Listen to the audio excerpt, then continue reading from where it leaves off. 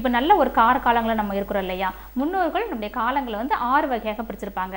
கார்காலம், குளிர்காலம், முன்பனி காலம், பின்பனி காலம், இளவேநீர் காலம், முதுவேநீர் காலம் என்று. ஒவ்வொரு காலங்களையும் ஒவ்வொரு வகையான நோய்கள் வரும்.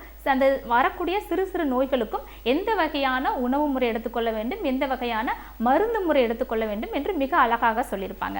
அந்த காலங்களில் வரக்கூடிய என்னென்ன நோய்கள் அப்படியும் மிக அழகாக அவங்க சொல்லப்பட்டபடி தான் ஒவ்வொரு காலங்களையும் ஒவ்வொரு வகையான நோய்கள் வந்துட்டு இருக்கு. இப்போ நல்லா பாருங்களேன், ஒரு ஏப்ரல் மேல பார்த்தீங்கன்னா எல்லா இடமும் அம்மை நோய் அதிகமாக வந்துட்டு இருக்கோம். அதே போல டைஃபாய்டு அதிகமாக வந்துட்டு இருக்கோம், மஞ்சக்காமல் அதிகமாக வந்துட்டு இருக்கோம்.